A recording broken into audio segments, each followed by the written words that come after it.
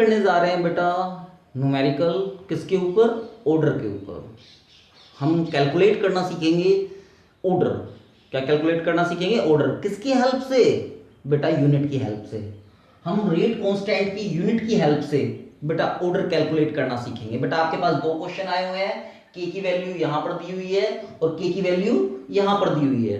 अब हम देखेंगे बेटा ऑर्डर क्या होगा इनका। इस जो रेट, ये जो रेट कांस्टेंट है इसका ऑर्डर क्या होगा और जो ये रेट कांस्टेंट है इसका ऑर्डर क्या है।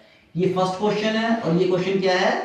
सेकंड क्वेश्चन है। तो बेटा हमारे पास फार्मूला है K is equal to mole litre inverse 1 minus n second inverse. बेटा हम इसमें पुट करेंगे जीरो, n की वैल्यू क्या पुट करेंगे?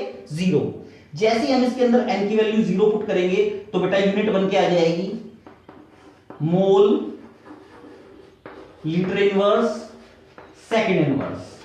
तो बेटा आपने n की वैल्यू जीरो पुट करी तो ये क्या हो जाएगा बेटा? अब ये यूनिट इससे मैच कर रही है, mole inverse litre second inverse नहीं मैच कर रही। इट मींस बेटा ये जीरो ऑर्डर की यूनिट है। किसकी यूनिट है? जीरो ऑर्डर की। यानी जीरो ऑर्डर, यानी जीरो ऑर्डर। फर्स्ट ऑर्डर की यूनिट देखते हैं हम, फर्स्ट ऑर्डर की हम फर्स्ट पुट करेंगे, इसमें n की वैल्यू 1 पुट करेंगे बेटा। 1 माइनस 1 क्या हो जाएगा? 0। और यूनिट क्या आ गई? Second inverse. यानी फर्स्ट ऑर्डर की जो यूनिट है वो क्या होगी? Second inverse. तो देखिए बेटा यहां से मैच कर रही है सेकंड इनवर्स। तो बेटा यहां से क्या मैच कर रही है? Second inverse. तो बेटा जो क्वेश्चन 2 है उसका जो आंसर हो जाएगा वो कौन सा हो जाएगा? First order reaction. First order reaction बेटा इसका आंसर है फर्स्ट ऑर्डर रिएक्शन क्वेश्चन 2 का। अब आगे चलते हैं बेटा, आगे हम देखते हैं, वैल्यू पुट करते हैं 2, वैल्यू 2 पुट करते हैं बेटा इसके अंदर। 2 n की वैल्यू 2 पुट करके देखते हैं। 2 पुट करेंगे तो क्या आ जाएगा? 2 में से 1 गया तो -1, तो ये बच जाएगा mole inverse litre second inverse. तो क्या मैच कर रही है इससे? ये वैल्यू मैच कर रही है। तो बेटा ये क्या हो जाएगा? Second order. यानी जो ये आपकी, ये जो फर्स्ट का आंसर है सेकंड ऑर्डर और फर्स्ट क्वेश्चन का आंसर है सेकंड ऑर्डर और सेकंड क्वेश्चन का आंसर है फर्स्ट ऑर्डर। सिंपल सी बात है बेटा, एक फार्मूला है, इस फार्मूले में आप जीरो पुट कीजिए, अगर वो यूनिट इनसे मैच करती है तो सिंपल सी बात है जीरो ऑर्डर रिएक्शन होगी। 1 पुट करेंगे, अगर यूनिट मैच कर रही है तो फर्स्ट ऑर्डर रिएक्शन। 2 पुट करेंगे तो फिर बेटा मैच कर देख लेंगे इस यूनिट को, अगर इस यूनिट को अगर मैच होती है तो बेटा वो ऑर्डर ऑफ रिएक्शन आप उसकी कैलकुलेट कर लेंगे। Thank you. नेक्स्ट है, हम आगे स्टडी कर रहे हैं, किस चीज की स्टडी कर रहे हैं? जीरो ऑर्डर रिएक्शन के बारे में। किसके बारे में स्टडी कर रहे हैं बेटा? Zero order reaction. What is zero order reaction? The concentration power is zero. The concentration power is zero. Is called as zero order reaction. Is called as zero order reaction. एक general equation ले रहे हैं बेटा, ये reactant है और ये क्या है? प्रोडक्ट। सिंपल सा है, ये रिएक्टेंट है, ये प्रोडक्ट है आपके पास। अब सिंपल सा है, अब जीरो ऑर्डर रिएक्शन में क्या होगा बेटा? कंसंट्रेशन की पावर जीरो होगी, यानी dr by dt is directly proportional r की पावर जीरो। यानी अगर r की पावर आपकी जीरो हो जाती है तो जीरो ऑर्डर रिएक्शन है बेटा। सिंपल सा है। अब dr और dt is equal to k r की पावर जीरो, r की पावर जीरो। डायरेक्टली प्रोपोर्शनल का साइन हटाएंगे तो बेटा क्या आ जाएगा? k आ जाएगा कांस्टेंट। k क्या आ जाएगा? कांस्टेंट, r की पावर जीरो। अब बेटा हम इसकी यूनिट निकालना सीखेंगे, यूनिट को कैलकुलेट करेंगे k की यूनिट को। तो k इज इक्वल टू आ जाएगा बेटा r की पावर जीरो, r की पावर जीरो का मींस 1। तो सिंपल सी बात है dr by dt, dr by dt। Simple सी बात है, बच गया dr बाय dt। सिंपल है, r की पावर जीरो, r की पावर जीरो 1 हो गया, k इज इक्वल टू आ गया dr बाय dt। अब सिंपल सा है, r की यूनिट कंसंट्रेशन, r मींस क्या है? dr मींस क्या है? कंसंट्रेशन। कंसंट्रेशन की यूनिट क्या होती है? मोल पर लीटर। और टाइम की यूनिट क्या होती है बेटा? सेकंड। तो सिंपल सी बात है, k की यूनिट आ गई मोल litre inverse and second inverse. तो सिंपल सा है बेटा, rate constant for zero order की जो यूनिट होगी मोल लीटर इनवर्स सेकंड इनवर्स। तो सिंपल सा है, जीरो ऑर्डर आपका मैंने कैलकुलेट कर लिया है, हमने कैलकुलेट कर लिया है जीरो ऑर्डर को। अब हम फर्स्ट ऑर्डर के ऊपर चलेंगे। किसके ऊपर चलेंगे? First order. तो सिंपल सा है, first order reaction first order reaction. First order reaction में जरा देखिए, फर्स्ट ऑर्डर में सिंपल सा है बेटा, ये रिएक्टेंट है, ये क्या है आपका प्रोडक्ट है। कंसंट्रेशन की पावर 1, कंसंट्रेशन की पावर 1। जब आपकी कंसंट्रेशन की पावर 1 हो जाएगी तो वो क्या कहलाएगा, फर्स्ट ऑर्डर रिएक्शन। सिंपल सी बात है, कंसंट्रेशन की पावर 1। क्लियर बेटा? डायरेक्टली प्रोपोर्शनल के साइन को हटाएंगे तो बेटा क्या आ जाएगा, के आ जाएगा। सिंपल सा है बेटा। r की पावर 1 है तो k की वैल्यू निकालेंगे तो k की वैल्यू क्या आ जाएगी, 1/r। क्लियर? अब आप k की जो आपका रेट कांस्टेंट है उसकी यूनिट देख लीजिए, k इज इक्वल टू आ गया मोल पर लीटर, टाइम की यूनिट सेकंड, मल्टीप्लाई 1/मोल पर लीटर, मोल पर लीटर। देखो बेटा, मोल पर लीटर से मोल पर लीटर क्या हो जाएगा, कैंसिल हो जाएगा। सिंपल सी बात है, यूनिट क्या आ गई, सेकंड इनवर्स। सिंपल सा है, यानी जो k की यूनिट आई वो आई सेकंड इनवर्स। सिंपल सा है। ऐसे ही बेटा सेकंड ऑर्डर ऑफ रिएक्शन हम देखेंगे, क्या देखेंगे, second order of reaction. Simple सा है, सेकंड ऑर्डर ऑफ रिएक्शन को देखिए आप। सेकंड ऑर्डर ऑफ रिएक्शन बेटा वही आपके पास रिएक्टेंट है और ये क्या है, प्रोडक्ट। सिंपल सी बात है, कंसंट्रेशन की पावर 2, कंसंट्रेशन की पावर 2 हो जाएगा सेकंड ऑर्डर ऑफ रिएक्शन, यानी वही dr/dt is directly proportional r की पावर 2। कंसंट्रेशन की पावर कितना आ गया बेटा, 2 आ गया हमारे पास। तो dr/dt इज इक्वल टू आ गया k, r की पावर कितने आ गई, 2, यानी k की वैल्यू आपके पास आई dr/dt मल्टीप्लाई 1/r की पावर 2। अब सिंपल सा देखिए बेटा, k इसके बारे में जानेंगे, k के बारे में। बेटा r की यूनिट क्या होती है, मोल पर लीटर, टाइम की यूनिट क्या होती है, सेकंड, मल्टीप्लाई r की पावर देखो बेटा 2 है तो कंसंट्रेशन की यूनिट मोल पर लीटर की पावर 2, मोल पर लीटर की पावर 2। बेटा एक से एक पावर कैंसिल हो जाएगी, ये तो आपको पता ही है। सिंपल सी बात है, तो बेटा एक बच जाएगा तो मोल इनवर्स, सिंपल सी बात है, लीटर एंड सेकंड इनवर्स, यानी mole inverse, litre and second inverse. ये आपका क्या आ गया, second order of reaction.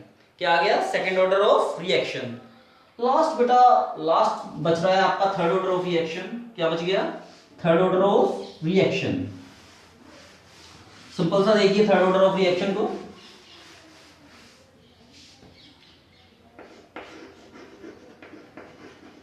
Third order of reaction simple सा है, रिएक्टेंट है बेटा, ये प्रोडक्ट है, वही dr/dt।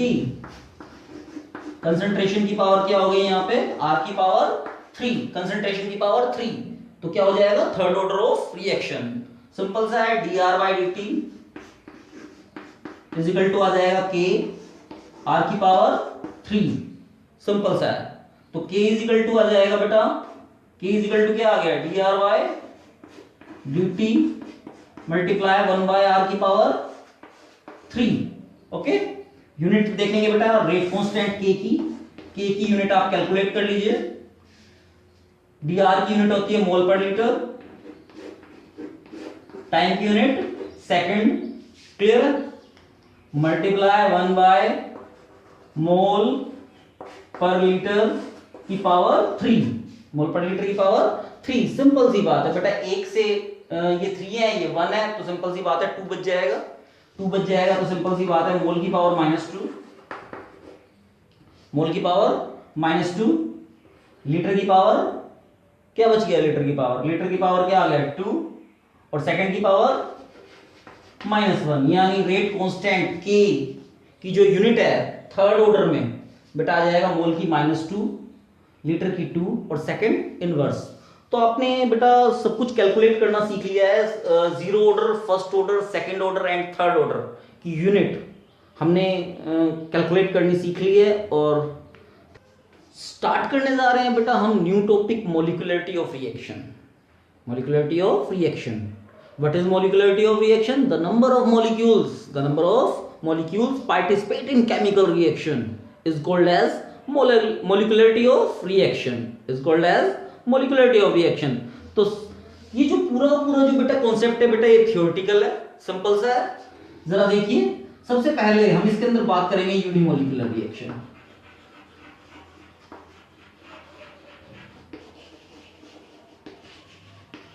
Unimolecular reaction, the molecularity is 1, the molecularity is 1 is called as unimolecular reaction।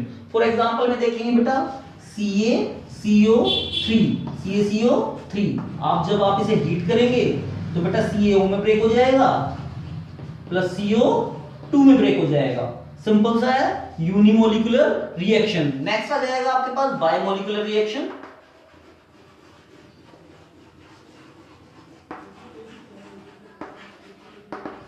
Biomolecular reaction, the molecularity is 2, the molecularity is 2 is called as biomolecular reaction, is called as biomolecular reaction। Simple सा है बेटा, इसका example है for example H2 plus I2, simple सा है 2HI, simple सा है इसमें एग्जांपल, क्लियर है।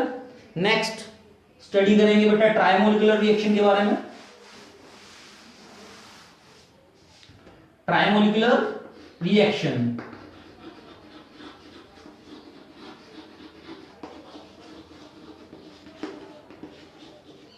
ट्राइमोलिकुलर रिएक्शन में the molecularity is 3, the molecularity is 3।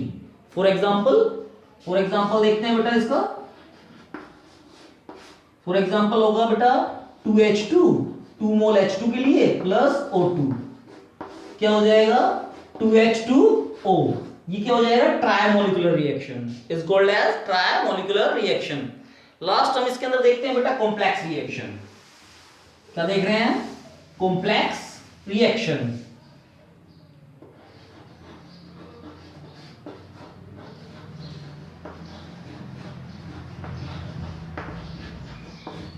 Complex reaction होता है the molecularity is more than 3, the molecularity is more than 3 is called as complex reaction। Simple सा है बेटा इसका। फॉर एग्जांपल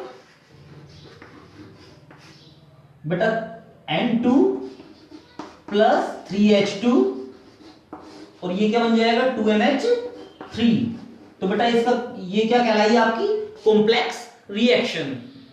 तो सिंपल सा है बेटा, मोलिकुलरिटी ऑफ रिएक्शन आपने देख लिया है, कंप्लीट हो गया है। आप स्टार्ट करने जा रहे हैं, हम क्या स्टार्ट करने जा रहे हैं, integrated rate law, integrated rate law for zero order reaction, for zero order reaction,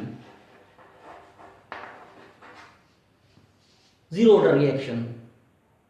तो बेटा इंटीग्रेटेड रेट लॉ में बेटा एक जर्नल इक्वेशन देखिए, ये रिएक्टेंट है और ये क्या है प्रोडक्ट, क्लियर है।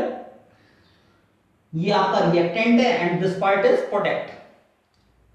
जीरो ऑर्डर बेटा, जीरो ऑर्डर में क्या होता है बेटा जरा देखते हैं, माइनस के dr by dt directly proportional r की पावर 0, यानी rate of reaction directly proportional concentration की power 0, rate of reaction directly proportional concentration की पावर 0, ये क्या कहलाई zero order reaction, zero order reaction.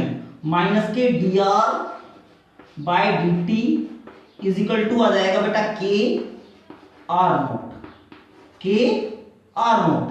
बेटा डायरेक्टली प्रोपोर्शनल के साइन को हटाएंगे तो आपको पता है क्या आ जाएगा k constant, k constant.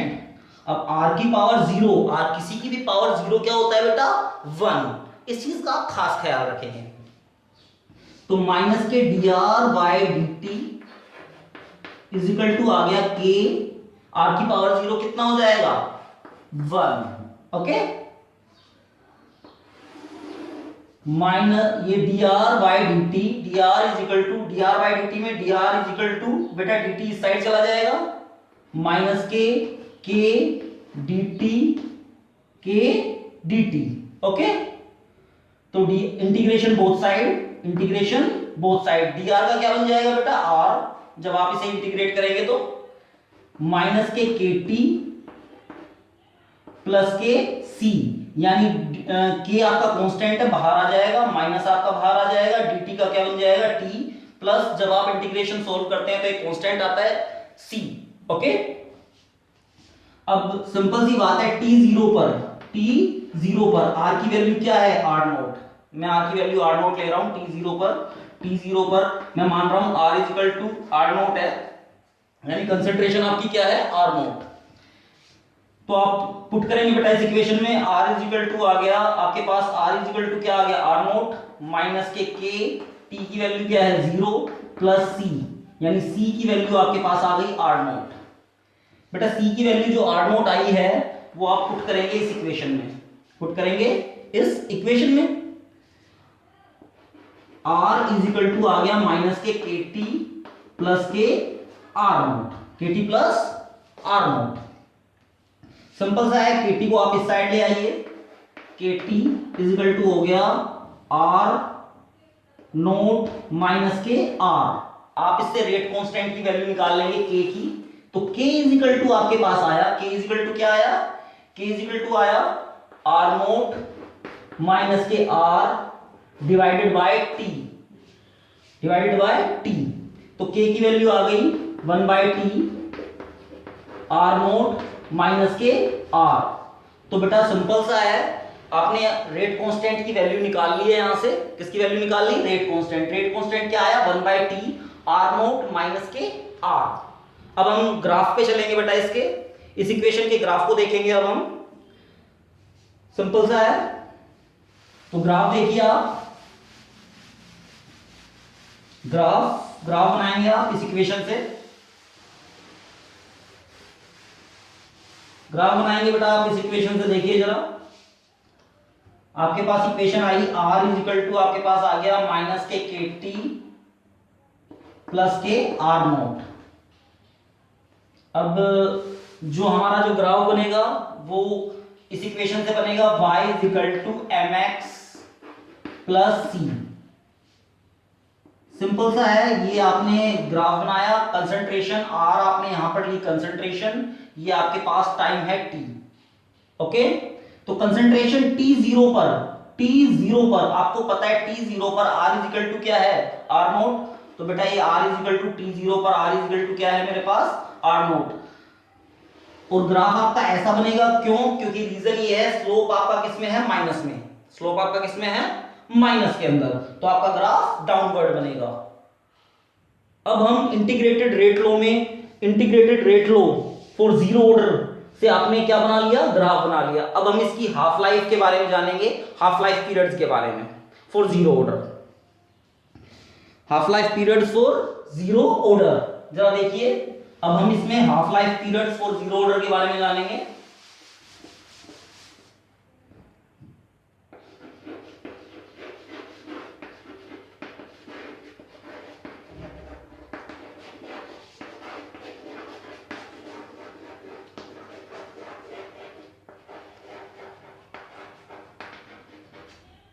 Half life period for zero order reaction. अब जरा देखिए, जीरो ऑर्डर रिएक्शन में आपके पास एक जनरल इक्वेशन है, ये रिएक्टेंट है और ये क्या है प्रोडक्ट। t0 पर r की वैल्यू क्या आई थी आपके पास r नोट, t हाफ पर यानी t की वैल्यू क्या है t हाफ, तो r नोट ये क्या हो जाएगा r नोट डिवाइडेड बाय 2। अभी आपने इंटीग्रेटेड रेट लॉ में जो वैल्यू कैलकुलेट की थी k की क्या वैल्यू आई थी 1 बाय टी और r नोट माइनस के r, ओके। अब आपको क्या कैलकुलेट करना है बेटा, टाइम पीरियड कैलकुलेट करना है। इसमें क्या कैलकुलेट करना है, टाइम पीरियड, मतलब कितने टाइम में आपकी कंसंट्रेशन क्या हो रही है हाफ। हाफ लाइफ पीरियड का मींस यही है कि जो आपकी कंसंट्रेशन है वो क्या हो रही है हाफ, कितने टाइम पीरियड में आपकी कंसंट्रेशन हाफ हो रही है। तो t इज इक्वल टू आ गया आपके पास 1 बाय के r नोट माइनस के r। आप कह रहे हैं t हाफ पर आपकी जो कंसंट्रेशन कितने टाइम पीरियड में, t हाफ पर आपकी कंसंट्रेशन क्या हो रही है r नोट बाय 2। तो आप पुट कर देंगे t हाफ निकाल लेंगे फॉर जीरो ऑर्डर के लिए 1 बाय के r नोट की जगह पुट कर देंगे r नोट बाय 2। क्या पुट कर देंगे r नोट बाय 2, यानी t हाफ कितना आ गया आपके पास, t हाफ की वैल्यू आ गई आपके पास बेटा r नोट में से r नोट बाय 2 को अगर आप सब्ट्रैक्ट करते हैं तो क्या बच जाएगा r नोट बाय 2। तो ये इज इक्वल टू आ गया आपके पास r naught by 2k, R naught by 2k, simple सा है। तो ये आपने इसके अंदर हाफ लाइफ पीरियड भी आपने कैलकुलेट कर लिया, हमने क्या कर लिया, हाफ लाइफ पीरियड क्या आया, आर नॉट बाय 2k। अब इसका ग्राफ देख लेते हैं हाफ लाइफ पीरियड का फॉर जीरो ऑर्डर के लिए, फॉर जीरो ऑर्डर के लिए आप ग्राफ देख लेते हैं। ग्राफ देखिए जरा, ग्राफ आपने बनाया बेटा, आप वही लॉजिक यूज करेंगे, y is equal to mx plus C, y is equal to mx plus C. अब आपका स्लोप क्या है, पॉजिटिव, स्लोप क्या है, पॉजिटिव, तो ग्राफ ऐसा बनेगा बेटा। अगर आपका स्लोप पॉजिटिव है तो ग्राफ ऐसा बनेगा, ग्राफ टी हाफ, यहां पर टी हाफ लेंगे और यहां पर क्या लेंगे आप, आर नॉट। क्लियर है, सिंपल सा है। ये ग्राफ ऐसा क्यों बना, क्योंकि स्लोप आपका क्या है, पॉजिटिव है। स्लोप क्या है, पॉजिटिव। टी हाफ और कंसंट्रेशन के बीच में आपने क्या बना लिया, ग्राफ आपने बना लिया। सिंपल सा है, ग्राफ आपका स्ट्रेट लाइन जाएगा क्योंकि आपकी जो स्लोप है वो आपका क्या है, पॉजिटिव। स्टार्ट करने जा रहे हैं बेटा हम new topic, integrated rate law for first order reaction, for first order reaction. Start करते हैं हम। सिंपल सा है बेटा, जनरल रिएक्शन है आपके पास, ये रिएक्टेंट है और ये क्या है आपके पास, प्रोडक्ट। यानी एक इक्वेशन के अंदर बेटा ये आपके पास रिएक्टेंट है और ये क्या है, product. For first order reaction dr by dt minus, क्योंकि ये क्या है बेटा, रिएक्टेंट, डायरेक्टली प्रोपोर्शनल कंसंट्रेशन की पावर 1, यानी rate of reaction directly proportional concentration की पावर 1 क्या होगा बेटा, first order reaction, first order reaction. Simple सा है। अब बेटा डायरेक्टली प्रोपोर्शन के साइन को आप हटाएंगे तो बेटा क्या हो जाएगा, k कांस्टेंट, तो माइनस के dr by dt is equal to k और ये r की पावर 1 बेटा, r की पावर 1, कंसंट्रेशन की पावर 1। डायरेक्टली प्रोपोर्शनल के साइन को हटाया तो बेटा क्या आया, k आ गया। सिंपल सा है बेटा। जो r की जो टर्म है बेटा, जो r है बेटा, r की टर्म को एक साइड और विदाउट r की टर्म को वन साइड है, तो dr divided by r is equal to आ जाएगा बेटा k dt माइनस के k dt, integration both side, integration both side. बेटा आपको पता है 1 बाय r का जो इंटीग्रेशन होता है, 1 बाय r का जो क्या होता है इंटीग्रेशन, वो होता है नेचुरल लॉग r। क्या होता है, नेचुरल लॉग r। माइनस के k बेटा कांस्टेंट है, dt का क्या हो जाएगा t, और आप एक इंटीग्रेशन को जब आप सॉल्व कर लेते हैं तो बेटा एक कांस्टेंट आ जाता है c। ओके, कांस्टेंट क्या आ गया, c। अब आपको पता है t0 पर r की वैल्यू क्या होती है बेटा, r नॉट। t0 पर r की वैल्यू क्या होगी आपके पास, r नॉट। पुट कर लीजिए इसको इस इक्वेशन में, तो natural log r naught minus के k, t क्या है 0 प्लस के c, तो c की वैल्यू आ गई natural log r naught.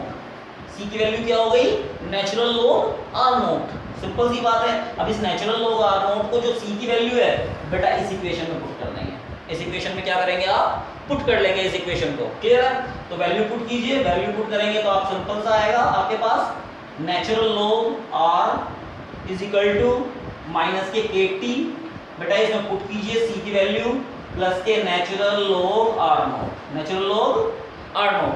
kt को आप इस साइड ले आएंगे, r को आप इस साइड ले जाएंगे, तो सिंपल सी बात है kt इज इक्वल टू हो जाएगा, kt इज इक्वल टू क्या होगा, natural log r naught minus के natural log r, natural log r।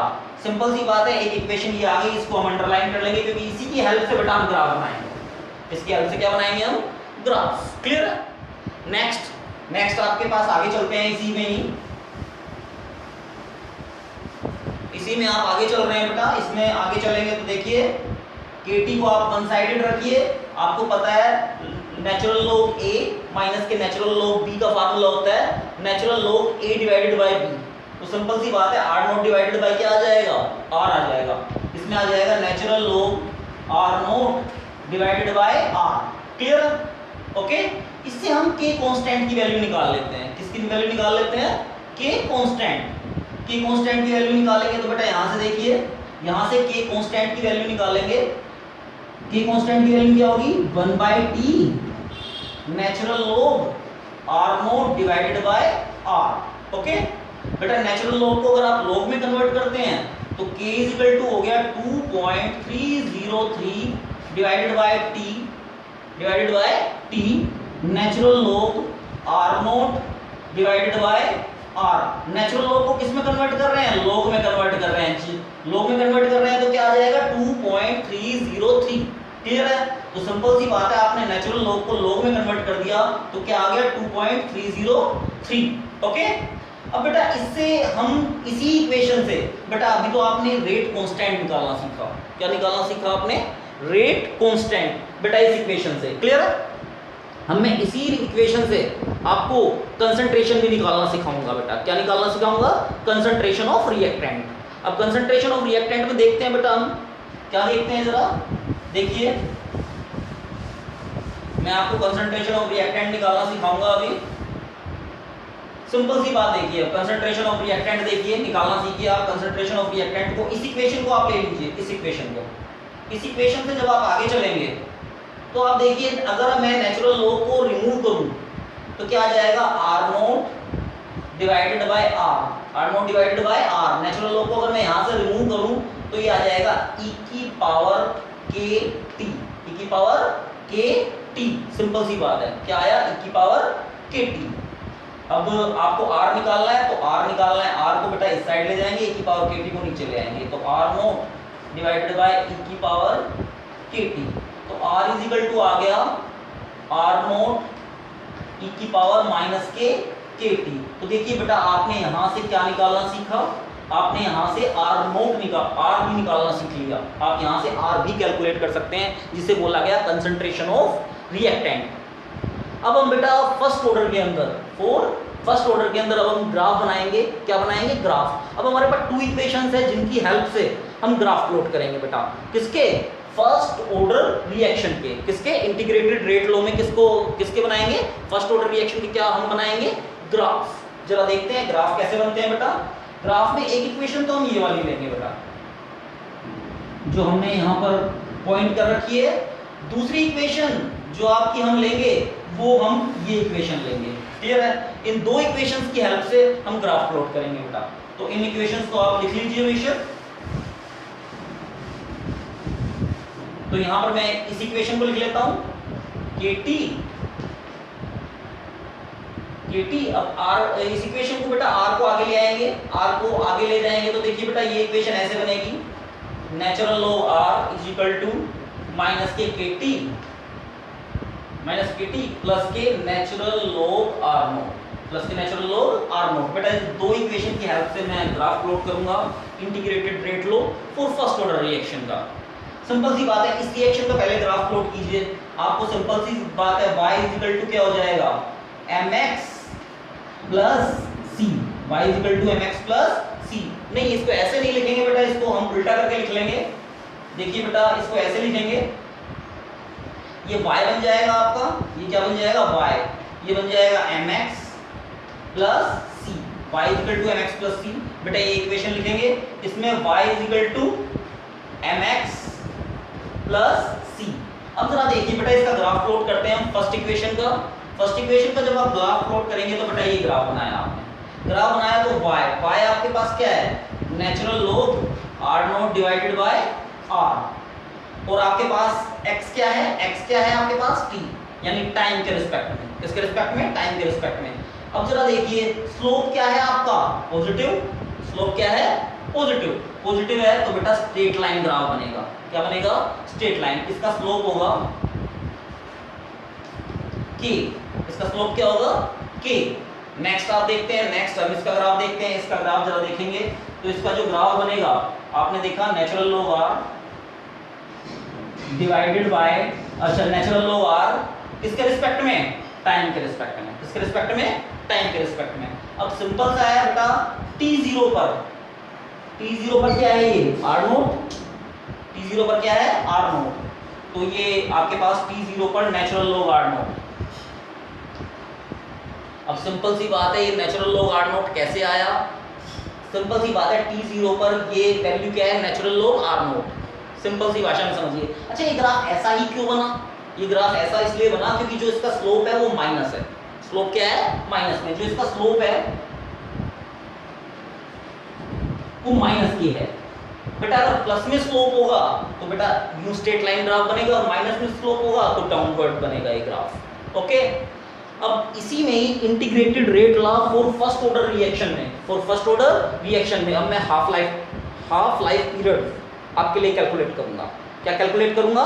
Half life period. देखिए हाफ लाइफ पीरियड कैसे कैलकुलेट करते हैं जरा। Half life period for first order reaction मैं आपको कैलकुलेट करना सिखाऊंगा। यहां से देखिए, हाफ लाइफ पीरियड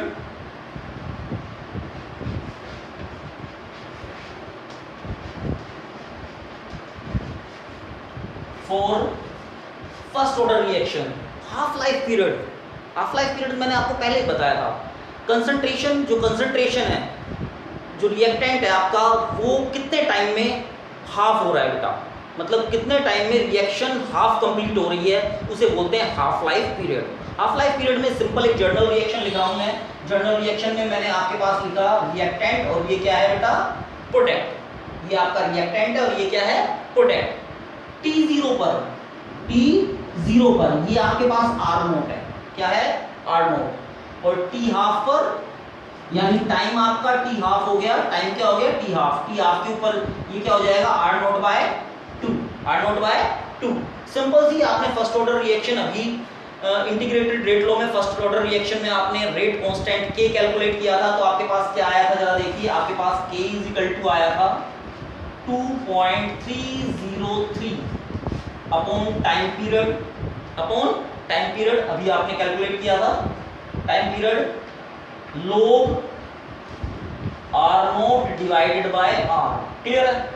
आपको क्या कैलकुलेट करना है? टाइम। क्या कैलकुलेट करना है? टाइम। टाइम कौन सा टाइम? हाफ लाइफ, यानी T हाफ। आपको T हाफ कैलकुलेट करना है। पहले T निकालिए। T इज इक्वल टू होगा 2.303 K log R note divided by R। Simple सा है। अब जरा इसमें देखिए बेटा, आपने कहा कि T0 पर R इज इक्वल टू क्या है? R नोट है। T हाफ पर क्या होगा? ये R naught by 2। T half पर क्या होगा? R naught by 2।